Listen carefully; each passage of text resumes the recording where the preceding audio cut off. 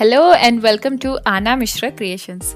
मैं हूँ अनन्या और आज हम लोग बनाएंगे the most requested recipe on this channel, eggless black forest cake with that perfect yummy filling of cherries and velvety smooth frosting that just melts in your mouth with the super moist and spongy chocolate cake that's perfection in every bite. It's going to be the showstopper of any party, I can bet you that. So let's get started.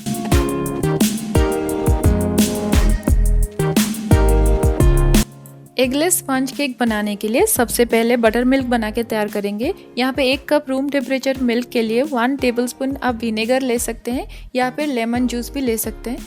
इसे अच्छे से मिला के room temperature पे 10 से 20 minute तक उसे ऐसे ही रख दीजिए। आफ्टर 20 मिनट्स ये देखिए हमारा मिल्क परफेक्टली कडल हो गया है और ये हमारा बटर मिल्क तैयार हो गया है। इसे एक बार मिला लीजिए और इसे साइड में रख दीजिए। अब ओवन को प्री हीट कर लीजिए for 10 minutes at 350 degree Fahrenheit और 180 degree Celsius. For a perfect cake आप जितना भी इंग्रेडिएंट्स हैं और उसके जो मेजरमेंट्स हैं एग्जैक्टली वैसे ही लीजिए।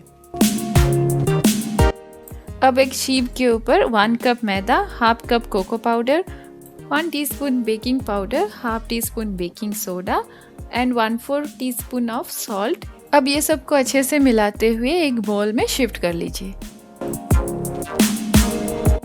ये ड्राई इंग्रेडिएंट्स तैयार हो गया है, इसे आप साइड में रख दीजिए।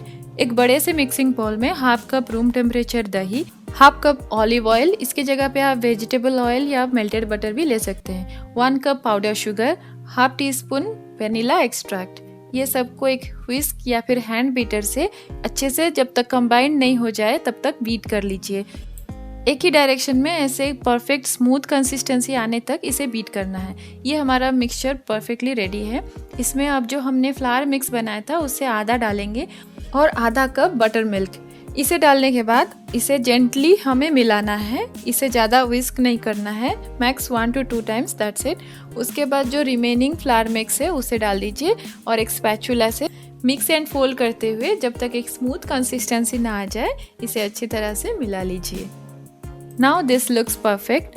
Let's make the coffee syrup. 1 teaspoon instant coffee powder को 1 टेबलस्पून वार्म वाटर के साथ अच्छे से मिलाइए जब तक ये कॉफ़ी डिज़ोल्व ना हो जाए। अभी हमारा जो कॉफ़ी सिरप है उसे केक बैटर में अच्छे से मिला लीजिए जब तक ये वेल कंबाइंड ना हो जाए। इससे हमारा जो चॉकलेट का टेस्ट है वो और भी एनहांस हो जाएगा। Cake batter looks perfect. अब एक 9x3 इंच केक पैन को ऑयल या फिर कोल्ड बटर से ग्रीस कर लीजिए और एक पार्चमेंट पेपर से लेयर कर लीजिए।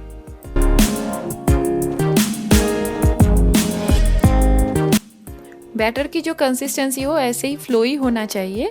अब इसे केक टिन की हाफ से ज़्यादा फिल नहीं करना है, उसीलिए मैंने यहाँ पे 9x3 इंच का केक टिन लिया है और इसे 2 बार टैप करने के बाद आप ओवन में टॉप रैक में 30 to 45 मिनट्स तक बेक करना है, depending upon the oven it takes time. For me it took exactly 35 minutes.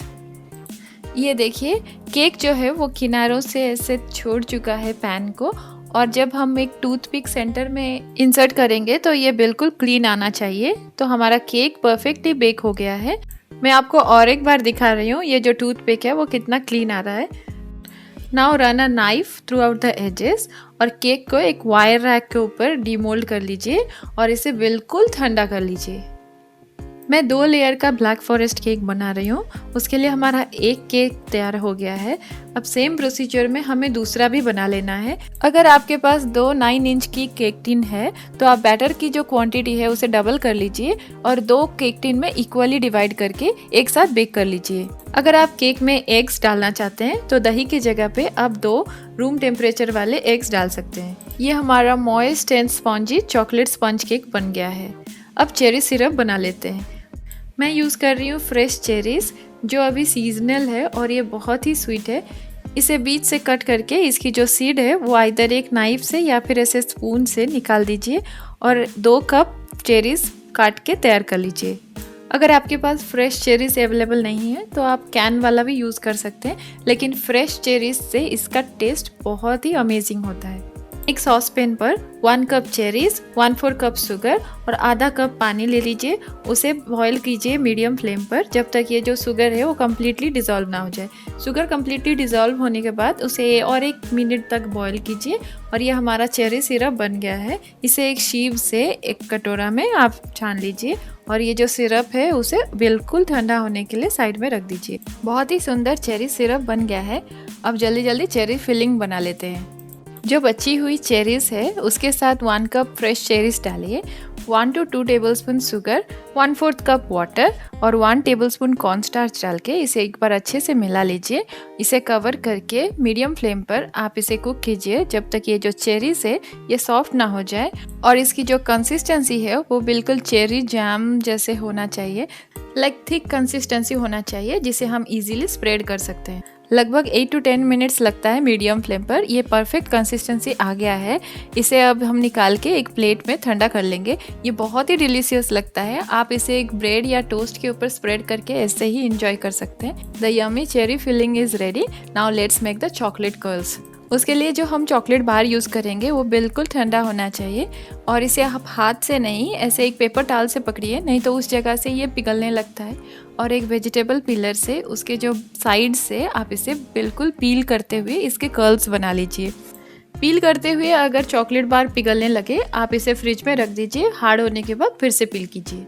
Whipped cream frosting बनाने के टाइम पे सबसे ज़रूरी बात, ये जो बॉल है और विस्क है आप इसे फ्रीज़र में 30 मिनट से 1 आवर तक पहले रख दीजिए ताकि ये बिल्कुल ठंडा रहना चाहिए। 2 cup heavy whipping cream chilled यानी कि तुरंत फ्रिज से निकाल के बनाना है। 1/4 कप शुगर, आप ज़्यादा ले सकते हैं if you prefer A sweet tooth. Half tea spoon vanilla extract. इसे बीट कीजिए टिल सॉफ्ट पीक। ये देखिए सॉफ्ट पीक आ गया है। अब इसे हम स्टेबलाइज करेंगे विच इज़ वेरी इंपॉर्टेंट, क्योंकि उससे जो इसकी टेक्सचर है वो ऐसे ही रहेगा, वो पिघलेगा नहीं। उसके लिए मैंने यहाँ पे लिया है cream cheese, room temperature, unsweetened, no flavour added. उसे एक स्पून या स्पैचुला से स्प्रेडिंग कंसिस्टेंसी आने तक स्मैश कर लीजिए और इसे व्हिप क्रीम के साथ मिला के together we have to beat this for 30 second to 1 minute more until stiff peak. ध्यान रखिए व्हिप्ड क्रीम को अगर हम ज़्यादा बीट कर लेंगे तो वो बटर बन जाएगा। तो अभी ये सॉफ्ट पीक कंसिस्टेंसी आने के बाद उसे और ज़्यादा नहीं, बस थोड़ा सा लिटिल बिट मोर उसे बीट करना है जब तक उसकी जो कंसिस्टेंसी है ऐसे स्टिफ ना हो जाए। This is perfect. उसके बाद इसे और बीट मत कीजिए और ये बहुत ही डिलीशियस होता है। This is one of my favourite. आप इसे ऐसे ही इंजॉय कर सकते हैं because this is so good. And the final step assembly. सबसे पहले फ्रॉस्टिंग को केक स्टैंड के बीच में थोड़ा सा लगाइए, उससे केक बीच में ही रहेगा, इधर उधर स्लाइड नहीं होगा। Place the first layer of the cake upside down, यानी जो स्मूथ सरफेस है वो ऊपर रहना चाहिए। Then 4 to 5 tablespoon of the cherry syrup all around the cake उसे स्प्रेड कर दीजिए। This will make the cake very moist and flavourful. अब फ्रॉस्टिंग से एक thick line all around the cake बनाते हुए एक वेल जैसा स्ट्रक्चर बना लीजिए and place the cherry filling in the centre. उसे स्पून से एक इवन लेयर में स्प्रेड कर दीजिए। उसके ऊपर 1/3 ऑफ द फ्रॉस्टिंग लगा के उसको इवनली स्मूथ आउट कर लीजिए। ये सरफेस जितना ही इवन रहेगा, हमारा जो सेकेंड लेयर इसके ऊपर लगेगा वो उतना ही स्टेबल रहेगा। This looks good. इसके ऊपर जो सेकेंड लेयर केक है उसे अपसाइड डाउन करते हुए जो फ्लैट सरफेस है उसे ऊपर रखिए। देन एक स्पैचुला से उसे एग्जैक्ट सेंटर में अलाइन कर दीजिए ताकि दोनों layer of the cake same level में रहे। फिर सेम प्रोसेस में 4 to 5 tablespoon of cherry syrup all around the cake उसे अच्छे से सोक कर लीजिए। फिर 1/3 ऑफ द फ्रॉस्टिंग से केक की जो टॉप लेयर है उसे स्मूथ आउट करके इवन लेयर में उसे स्प्रेड कर लीजिए। क्योंकि ये व्हिप्ड क्रीम स्टेबलाइज्ड है, ये ज़्यादा टाइम तक अपना होल्ड करेगा शेप और इसका टेक्सचर भी बहुत ही ब्यूटीफुल रहेगा। अब जो रिमेनिंग फ्रॉस्टिंग है उसे केक की साइड से अच्छे से उसे एक स्मूथ लेयर में इवनली स्प्रेड कर लीजिए। मैं यहाँ पे एक सिलिकॉन स्पैचुला और एक ऑफसेट स्पैचुला यूज़ कर रही हूँ। जो भी आपके पास है आप उससे यूज़ करके इसे स्मूथ कर लीजिए।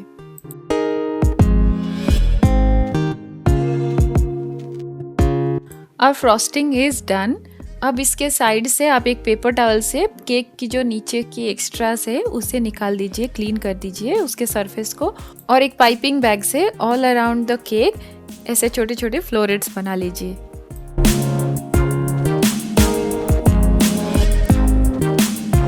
ये जो चॉकलेट कर्ल्स हमने बनाया था उससे हम जो केक की साइड्स है और जो टॉप है उसे डेकोरेट कर लेंगे। इसके लिए आप अपना हाथ बिल्कुल ठंडा रखिए, नहीं तो ये तुरंत ही पिघलने लग जाता है।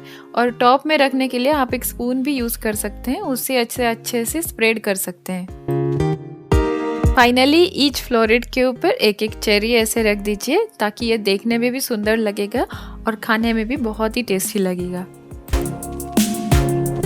ये केक बहुत ही मॉइस्ट है और देखने में इतना सुंदर है, with that beautiful chocolate on top and yummy cherry filling with that frosting that is so delicious.